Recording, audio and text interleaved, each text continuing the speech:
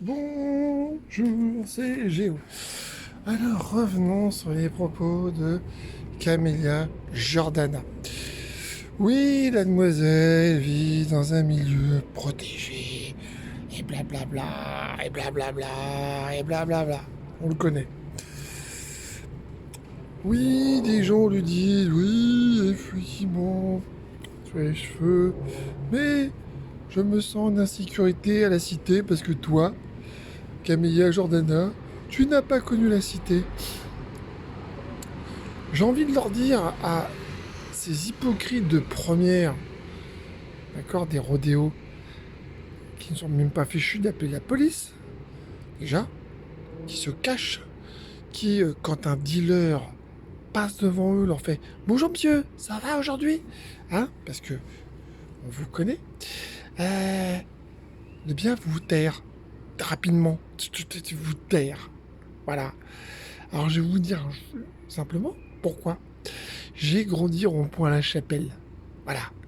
Moi aussi, j'ai grandi en cité. Alors j'ai eu des parents qui m'ont protégé, qui ont estimé que je ne devais pas finir dealer, par chance, mais mes parents ont grandi là aussi, à Rond-Point-la-Chapelle. Et ils savent de quoi ils parlent eux aussi, et leurs parents aussi ont grandi à La Chapelle. La police, elle n'est pas secours. La police, c'est pas les cheveux. Alors, c'est vrai que Camille Jordan dit c'est le contrôle au faciès, parle du contrôle au faciès. Mais on va au-delà. À La Chapelle, on était tous des métèques. Tous. Blancs, noirs, jaunes, tout ce que tu veux. Qu'ils soient riches ou pauvres, on était des métèques. La réalité, elle est là. La police ne protège pas ses citoyens. La police est là pour réprimander certains citoyens. Je me souviens même d'une époque, à l'époque du GIA, et oui, je ne suis pas tout jeune, où quand je prenais le 96, la police restait dans le 96 jusqu'à temps qu'elle arrive à Cité. À Cité, elle descendait. Donc, je vais vous dire une chose, la police protège le petit bourgeois du 6e arrondissement et lui parle poliment. Maintenant que j'habite sur la rive gauche, croyez-moi que c'est vrai. Mais pour habiter sur la rive droite et à La Chapelle, croyez-moi, croyez-moi, la police, elle s'en fout que vous soyez blanc ou noir.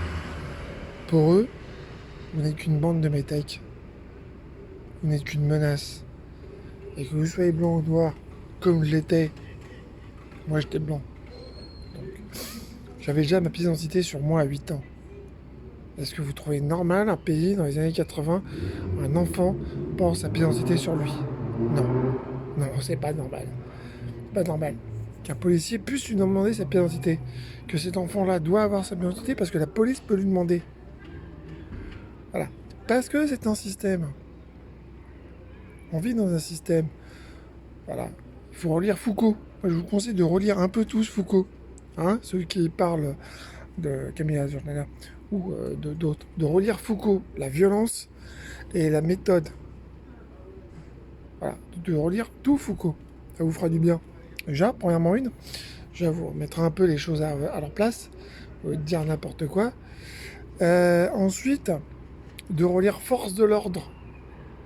D'accord? Force comme une force de l'ordre d'un sociologue. D'accord? Je vous conseille ces deux livres-là. Alors, je ne vais pas les mettre en description, vous vous débrouillez, vous êtes des grandes personnes. Voilà.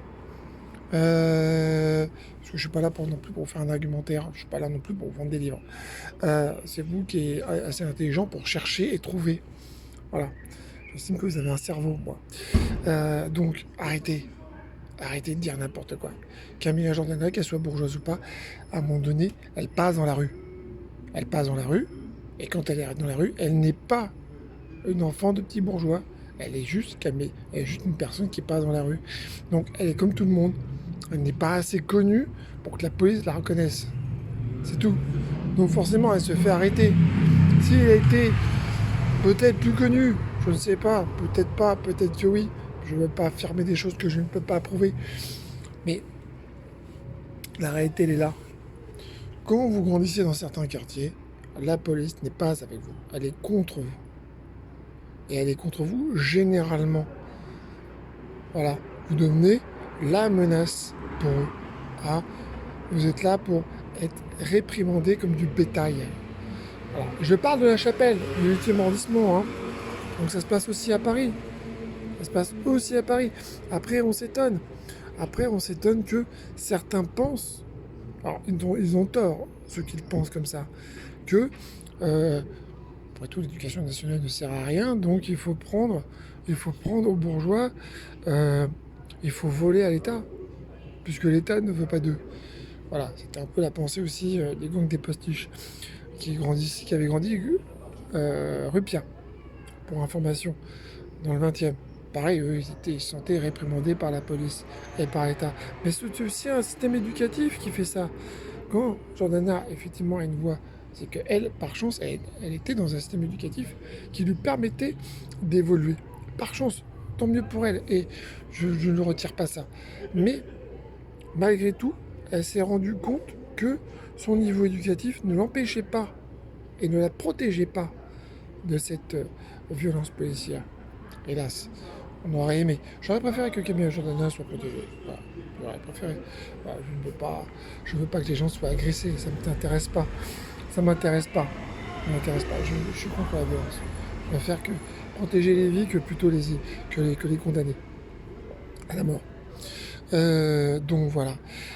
Donc pour avoir grandi dans le 18e, il fallait être dans le bon système éducatif, c'est-à-dire dans les écoles privées, pour pouvoir s'en sortir. Et pas dans les écoles privées pour pouvoir être diminué. Donc l'ascenseur social n'existe pas.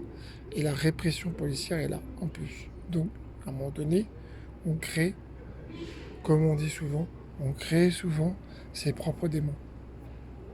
Pensez-y. N'oubliez pas ça. D'accord? N'oubliez pas que, par exemple, Camille Telcade avait fait l'école d'ingénieur, a été entré à l'école d'ingénieur de l'école d'ingénieur des arts et métiers de Lyon. Mais qu'il avait fait de la prison. Et c'est là où il s'est radicalisé.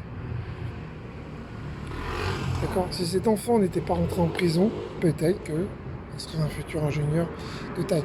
Mais ça n'excuse pas ce qu'il a fait. Soyons bien clairs. Ça n'excuse pas la violence qu'il a usée et s'est trompé de violence. Soyons clairs. Je n'excuse pas sa violence et je n'excuserai jamais la violence en général. Une vie ne vaut pas être tuée. Voilà, c'était le petit point de Géo. Bisous à tous, restez heureux et restez en bonne santé. À plus tard.